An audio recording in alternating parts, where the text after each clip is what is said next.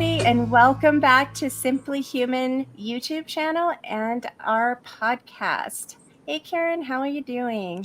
I'm doing okay. And as you can see, I've changed my background a little bit even from the last one. I'm actually in Virginia working. So I'm actually on the floor at my friend's house. I'm staying over the weekend because I have back to back meetings 2 weeks in a row.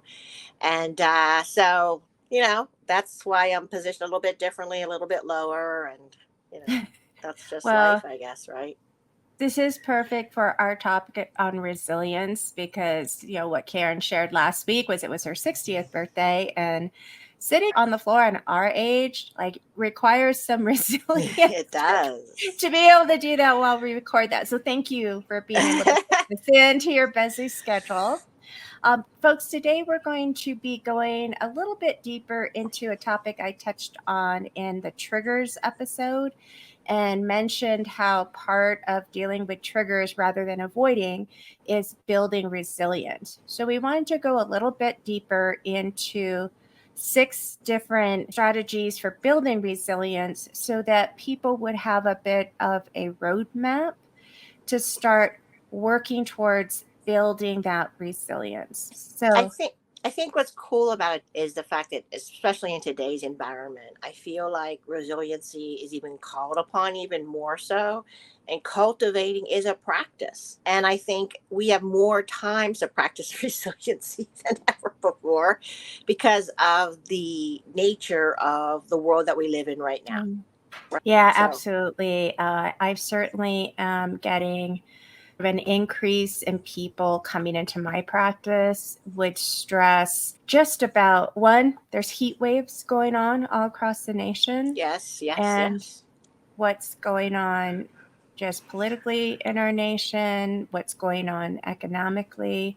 So there's a lot more stress, and this is such an important time to build resilience. So let's jump in to the first secret about resilience, which is resilience is something that has to be cultivated over the lifespan. And it's not something that we tend to actively think about. If you really think about it, I mean, how often in your own life did you think, wow, I really want to focus on building resilience? Never. We don't. We never think about that. Because But my lizard brain would always say, "You screw up," so I would never think about resilience. That's part of the reason why well, for me. yeah, and as adults, we don't tend to think about it. But when we were growing up, well, however you heard it, it is part of growing up. And whether it was family members Sure. saying, after you fall down and you scrape your knee, and they're like, it's fine, walk it off. That might have been approach to resilience. Or maybe you grew up with siblings and you had to deal with being picked on or just sharing a room, and you had to learn to regulate yourself. That was actually working on resilience. The interesting thing about human beings is that we're actually come into this world in a much more vulnerable state than other mammals. If you've ever watched a nature show and watch a mammal, like they give birth, and then that baby's got to be on its feet and ready to run, or else it's going to be somebody's lunch. Whereas humans actually can take through 18 years, 16 years, but at least into teenagerhood where there's still that dependence on the adults. And here's the cool thing I found, Karen, I wanted to share with you. So I was doing some research about why do humans take so long to get to that point where they are strong enough and able to be autonomous and not be eaten by a saber-toothed tiger. Why are we so resilient? And there was a study that came out in the Journal of Comparative Neurology where what it's looking like from the data is the reasons humans take so much longer than other mammals is because it is proportional or related to the number of neurons that we have in the brain. And so Oh, if you kind of compared it with the number of neurons they have and the numbers we have, it's actually much more of a similar trajectory. But because we have much more complex brain and more neurons, it takes us longer to reach full maturity. So I thought that was really interesting. So is that also connected to neuro pathways? So that's Mhm. the whole point of it, is we have so much more neuro pathways and different things it could relate to, so we can store more as well. And so Yeah, that's it's part of it. story more. It's, we have higher order Mm-hmm. thinking. Our neocortex is much more complex than other mammals. So there's a lot more neural networks that have to grow and develop to maturity. So it does take us longer. But that means we have this longer time to be building and learning how to be resilient. And I would just invite people as adults is to stop for a moment and think, since you left home, how much have you thought about intentionally building your resilience?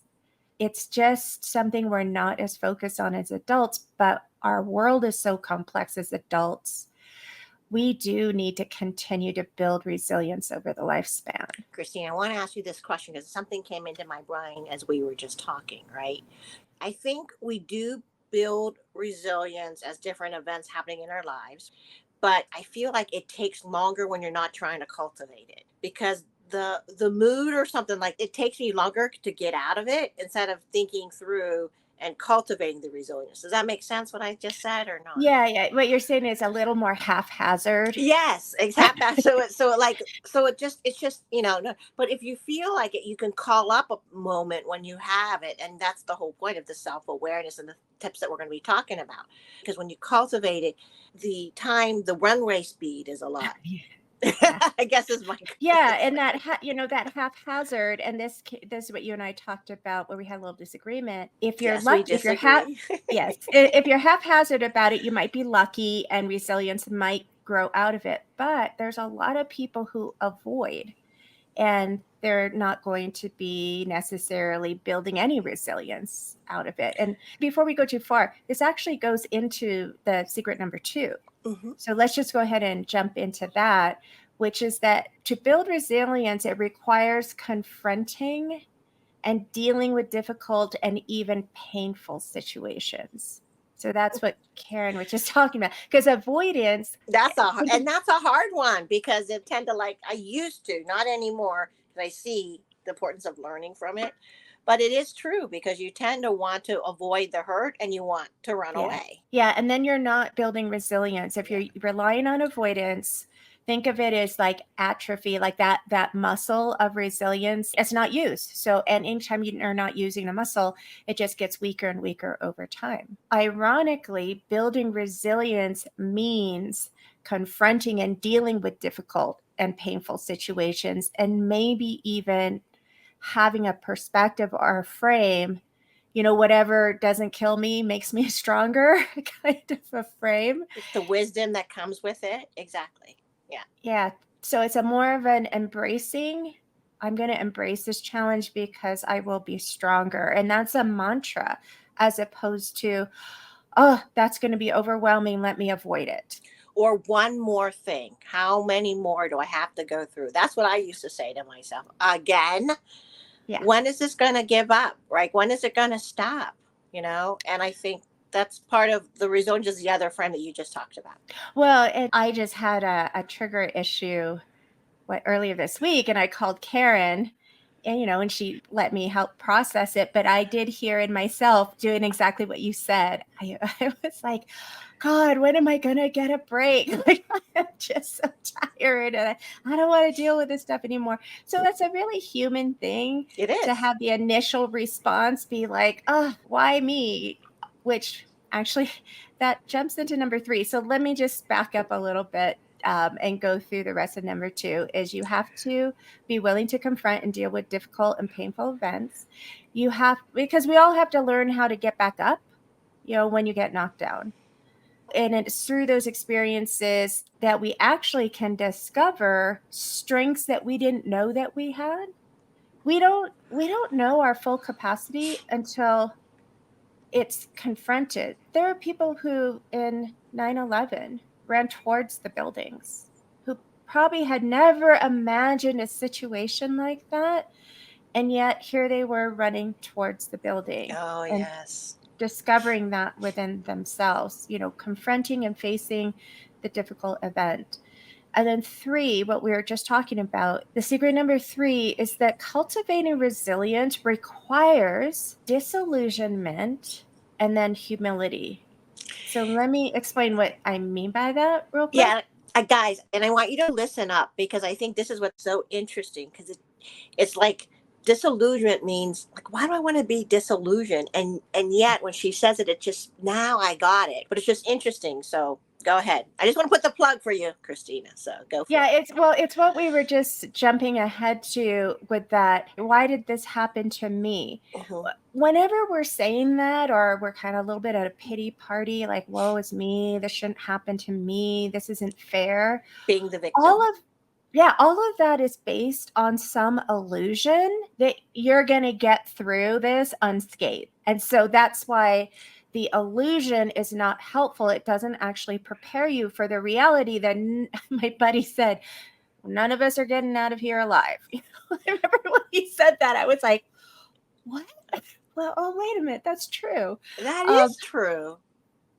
Yeah, because we're used to movies where there's a happy ending and the bad guys get caught and the heroes get to safety. And when he made that comment, none of us get out of here alive, I had to stop for a moment. That was a disillusioning moment. But also catching that, why is me? Why is this happening to me? This isn't fair.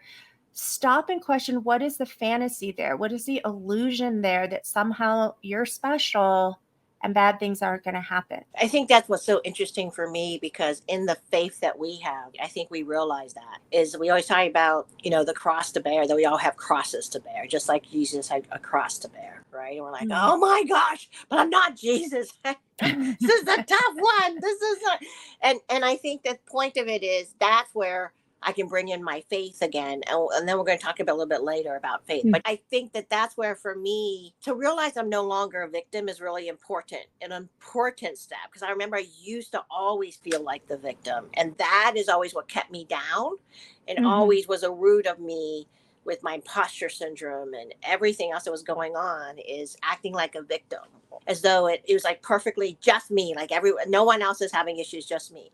And I think that's part of the resilience is realizing that, anyway, so that's what I wanted to Well, share. that's the humility part. By humility, it's when you have this illusion that bad things shouldn't happen for me, and you, in some ways, are implying that you're special. It really requires that we have this humility that it can happen to anybody. There's not a group of people that bad things happen to, and it doesn't happen to me. Mm-hmm. That's something to have that humility to say, if you're alive on this planet, suffering exists. And this comes from Buddhist teaching. Like, Mm-hmm. suffering is a component of the human existence. And so when we have what's called in psychology, we call it a rigid or inflated ego, like the inflated ego is I'm special, I'm more special than anybody, or a rigid ego is not helpful with resilience because it's not responsive to what's going on in the moment, and anything that comes it's not expected, there's just this tensing up or reactivity instead of being able to be flexible and respond. So humility sets you up to focus on, what am I learning from this experience and how can I grow from this Yeah, experience? I always like to term it now for me because it makes it easier for me instead of asking about, or like asking about growth. I ask, what's the gift? Because when I Mm-hmm. turn as a gift, it feels better to me. 'Cause I love to receive gifts, right? Surprise gifts. But the whole point of it is a gift. Like every moment in my life, the more I'm able to accept it as a gift, however it shows up, the better off that I am in becoming a stronger me Mm-hmm. and the vulnerability and adaptability of me as well. Yeah, and I think, like, an example, I think I shared in another episode, and I'm sorry if I can't remember entirely, but I was a victim of a random act of violence. I was abducted out of my driveway by an armed assailant, held hostage for a couple of hours, robbed, sexually assaulted, lots of just bad stuff. And even in that experience, now I was very fortunate in that I had some self-defense training that had been very protective psychologically. But the wildest things, the wildest gifts came out of that. And, like, for example, one of the gifts was that the Unitarian Universalist Church that was in my neighborhood had reached out. And when they were talking to me, they were like, "You don't sound like someone who just went through a trauma." And I told them about the self-defense training. It was so protective. It's called Impact. You can find it in different cities. And I'll put a link to the main website because I do highly recommend it. Well, that church then went and invited Impact to the church, and then they and opened it up to women in the neighborhood. 15 women took this course. One of Wow. one of the women was a psychotherapist. She referred her clients to this course. Like this, there was this ripple effect That's cool. of women taking this course to be empowered and resilient and prepared. That was wild. I learned I used to struggle to ask for help. This forced me to learn to ask for help. Oh. You know, I had severe depression and used to think that life wasn't worth living. And I found out, oh, I really wanted to live. It completely cured that. Like there were so many gifts that Wow. I don't even look at that incident as a bad thing in my life. I look at it as a transformative moment in my life because the number of gifts came out of it far outweighed the experience of it. And that's what resilience can do for you. Looking for those gifts, I think it's really, really powerful. So the next number 4, and this kind of leads into number 4, is that resilience is strengthened by faith and or the capacity to find meaning. And there's actually really good research around this. And in a recent study, there was a sample of 529 people who either they were abandoned or for some reason they lost their caregivers. And this was across 11 different countries. And what the data showed was that those people who had some sort of spirituality, that it significantly was associated with greater resilience, better mental and physical health, and better life satisfaction. These are people in like the really hard Yeah, situations. I think that's the whole point of it is because of my faith, it allows me to know that I'm not alone. And I Mhm. think that helps me be more resilient too. Because Yes. I know we talk about it later. Another rule was out, but faith Okay. is related to that. Where Yeah. I'm in this community, I got God following me all the time. The Holy Spirit's with me, you know. So my whole point of it is, I know that I'm not alone, and I know that I used to say when I was not as strong in my faith, the world revolved around me, and that's when I became the victim, and that's when I got and all this other stuff. But when I started to realize the world, I am part of this world and the world revolves and I'm part of this world, it totally started to change it. And that's what the whole faith is about to me, that I'm part of God's world. And there's like lessons that are going to be learned and growth and gifts and all this other stuff. And it's not that God makes these things happen. So that's not what I'm saying, guys. It's not like God said, oh, Karen, you're going to have fibromyalgia and you're going to, whatever. But my whole point of this is that I just want to say that I think faith helps because you can make it through because you know you're not alone. I think it's always having that support. Yeah, and That's what I was thinking. we'll We'll talk talk a about little that more bit more later. about Yeah. that. Mhm.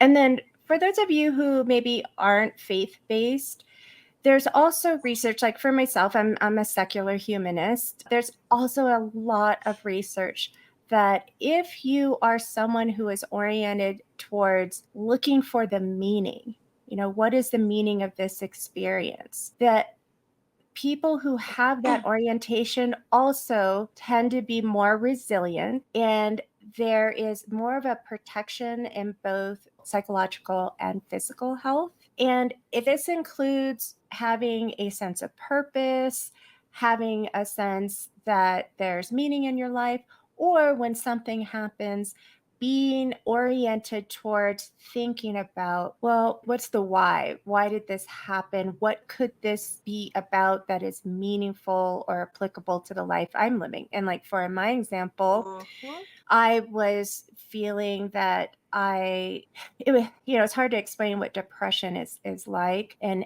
having a sense that there isn't meaning. But when I had this incident and realized part of it for me was not being so proud, so being humble and asking for help, I discovered really how many people were in my life that loved me. There were strangers that reached out. There were so many people who really showed up for me.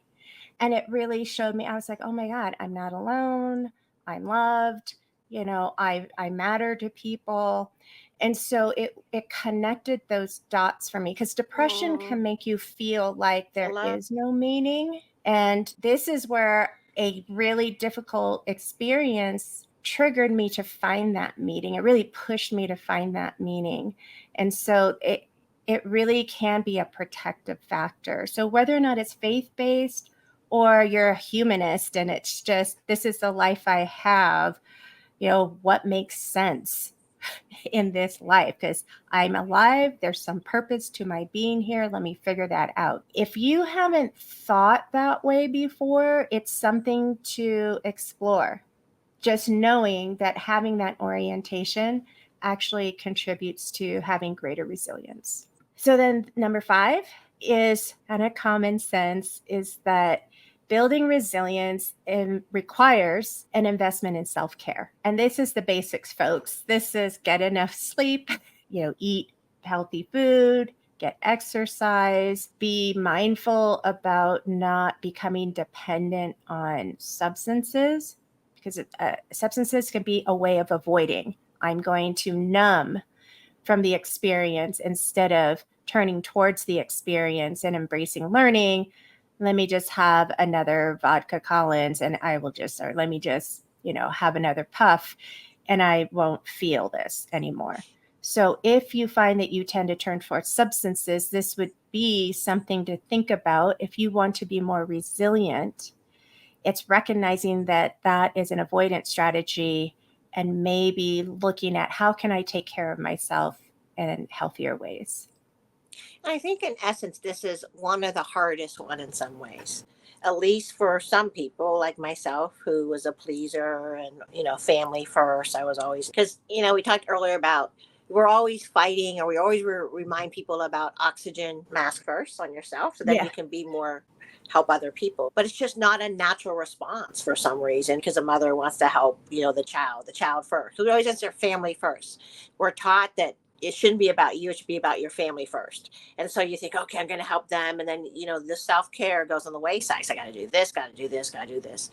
And sometimes I really feel like it's important, especially when you, like you said, about needing help. And when you go through this really hard time, you actually need to realize that you have the right. I don't know if right's the right word, but you need to like honor yourself Mm-hmm. and take that time for yourself. I remembered when I was first going through and I had to resign my job because of my parents. And it was really tough to resign. So I've never resigned in my life. Mm. And it was just hard. Or even when I was laid off one time, it was very hard, right? To go through a laugh and tell my parents and things. And I just wanted to do the self care was just by myself. I had to do this, I had to do this, I do this, I do this.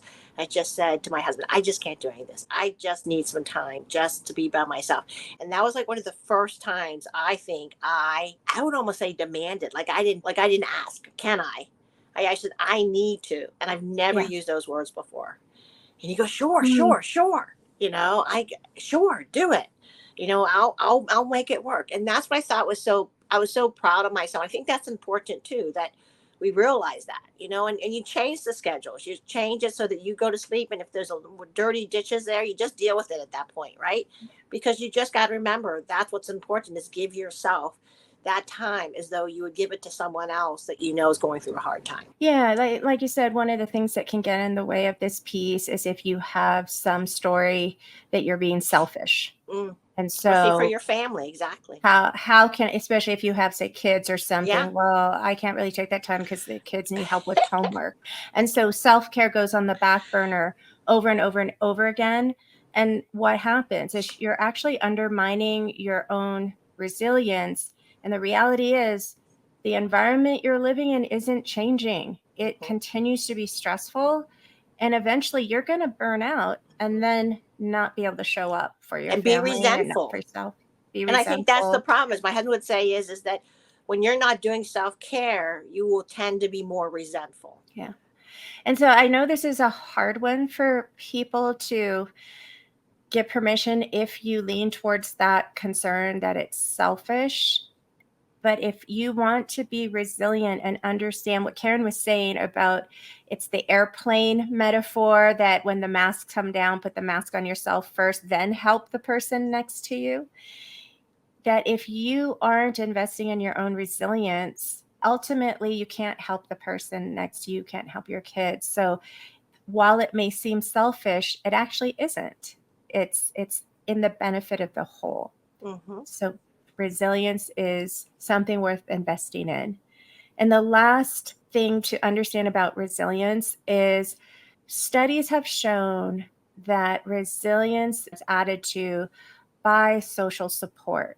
As we know, we are social beings. And the research has shown that positive social support is what's known as an epigenetic factor. So that means it is an environmental or external factor that can actually affect your gene expression, how your genetics shows up. They found that if there's genetic markers for, say, a proneness towards depression, when people have the adequate positive social support, that gene gets suppressed. So that's epigenetics. So resilience, you have a tendency towards, say, anxiety, and you're dealing with a difficult event and you're feeling that overwhelm, you're feeling triggered. Reaching out to your support circle, your support group, is going to help you bounce back. Remember, resilience is the capacity to bounce back. So So I example. mentioned earlier, I was triggered Mm-hmm. Tuesday, and I called Karen. And, first thing, let Karen know what was happening. I called my brother that night. I called my brother, like, what should I do? Should I go to the police? Because I could feel the adrenaline in my system and I knew I needed to get it to calm down. So I called my brother, not only because he could give me some advice, but I knew he would get me talking about other things and eventually had me laughing. And then I was able to think more clearly. I Yeah. also think, like for faith people, we tend to do it by asking for prayers because that's a Mm-hmm. way too. Because when you call somebody and ask for prayers, and you don't even have to say much. Like for me, I don't even tell them the whole situation. I can tell them what to pray for, and that helps, right? But I think that's the whole point. I love that about the importance of helping people, even strangers. It's like so funny because even a stranger, you can ask for prayers. Yes. It's really cool how we do come together for other human beings too. It's not just you asking, but people willingness to do Oh yeah. so. And like you said, Strisha, you'd be surprised. Like when I had that random act of violence experience, at the time I had been on one of the early versions of discussion groups on the internet. So this is in the Oh, 90s. interesting.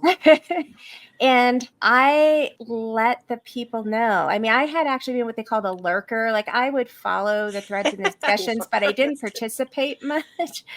But I just decided I need to ask for help. That humility, I need to ask for help. I need to let people know. And I said, hey, this thing just happened. The group, I mean, it was relevant. The group was on chaos and management. And it was all about chaos theory. And this was a random act of violence. I'm like, oh, I had my experience of chaos. And and these strangers, like other lurkers, like just started flooding me with supportive messages. And then they decided to all meet in Canada. And I said, you know what? I'm going to do a self-care and I'm going to go meet these people in person. I did that. And then again, just such a warm reception and feeling welcomed and supported. So here's like people I didn't even know can just help you get through challenging periods, and it strengthens faith. Each time you go through one of these challenging events and you meet it full on, you don't shy away from it, you apply these steps, it reinforces itself because you get to the other side, you discover the gifts, and Mhm. you're like, holy, I didn't even think that would happen. And then next thing that happens, you have that learned memory that going and facing difficult times, when you do it very intentionally, very mindfully, you're getting support, you're taking care of yourself, you're recognizing pity party and having some humility, you're being learning oriented. You keep getting through each new thing faster and faster and faster. That's resilience. Yeah, I also want to put this plug in though too, as part of the resilience part is to like do it moment by moment by moment. I think that was one of the things also that was critical as part of the mindfulness. So I just want to go back to that for a minute, because sometimes mindfulness can be a term that people don't like, right? But the Mhm. idea I think about mindfulness is to be really present with it. It takes as long as it's going to take, and it's okay. Does that make sense? So I Yeah. don't know if I can describe it other than that as being like okay, and just breathe and work through this moment, then breathe and work through the next one. And because I thought about it, oh, I just got to get this out of my mind. That didn't help. It gave me more Mhm. stress instead of Mhm. just saying, okay, let me just make it through now and make it through now. And that's why reaching out to other people and talking. Now, there's one more thing I wanted to put in there. The thing that I was also thinking about too is that understand, I think sometimes the most helpful people when I got my community didn't have to know every single detail and wasn't asking me to give every single detail, because then it wasn't about me, it was more about them wanting to Their solve it for curiosity. me, or their Yeah. curiosity, and it just moved away. So I wanted to do the other side just for a minute there, because I know that when I'm going through a tough time, it's the presence of you being there for me and let me share as much as I want to share, and just knowing that you're listening to me, that you're whatever, but not so inquisitive that you're trying to help me say, oh, so next time you should do this, right? So I just wanted to just pause there for a minute, because I've had that experience. Everyone has had that experience where you just want to feel the love is really what you want. You just want that love, to know that it'll be okay. Yeah. Right. So I just wanted to bring that, because sometimes a stranger for me sometimes is better than my mom or my husband when I have a resilience issue. Sorry. Karen, and I think that should almost be like we could do a whole episode on empathic responding, because There we that's go. a There we skill. go. Yeah, Yeah. that's a skill. So I will put a Yeah. note to myself to add that to the list. Because I think because we as humans want to problem solve and help people get over it faster or whatever. So next time do that, whatever. But I think we forget that that's a human moment Yeah. that we need to just love. Yeah. Okay. All right, folks. So we wanted to keep this simple. I mean, I could probably go look at the research and come up with 12 more things, but I think these 6 strategies, these six secrets of resilience, if you just focus on these 6, which is understand it's something to invest in over the lifespan, be open to confronting and dealing with it instead of avoiding, recognize when there's some inflation, some ego inflation, or some fantasy that bad things shouldn't happen to you, and embrace disillusionment and humility. Rely on faith or meaning finding to help you gain perspective and to build that ability to move forward and not be stuck in that moment. Mhm. Take care of yourself and invest in your social circle. And that could be 1 or 2 people, or it could be an entire community. It can be strangers. Maybe it's a therapist as part of your team. But those 6 steps will really give you a resource and that blueprint to start really intentionally focusing on building resilience as we move through these really challenging and troubling times. Karen, any last words for you? The only thing I want to say is remember, life is a journey, resilience is a journey, everything's just a journey. And that's what Yeah. we have to remember. I mean, some will go faster, some will go slower, but they're exactly going to go where they're meant to be, because your brain is just starting to process it and getting what it needs to help. That's what I would say. Yeah, and folks, just I meant to say this a little bit early, but what Karen was saying, in some sense, the context have been speaking to has been about a situational event. But like Karen's saying, maybe you're confronted with a really serious health issue that's going to be a long-term thing. You still need to work on that resilience for the entire span. I mean, it goes back to secret number 1. It is a lifelong lifespan skill to be working on. So whether it's an acute moment, an incident, or something long term, these 6 secrets will help you get to where you need to go. So if you have any questions for us or comments, you can reach out to us at simplyhuman.connect@gmail.com. You could put a comment here if you're on YouTube, because we would love to hear from you. We'd love to hear your questions if you have any questions about resilience. And hit like, hit subscribe. Yay, like, subscribe, please. And forward it And to other people, because I feel like in this nation right now, and there's a lot of people who are facing different things. It's just a way just to remember. yeah. So I'd love for you to pass it forward as well. Yeah. So thank you for listening, guys, and we'll see you next week. Bye. Bye.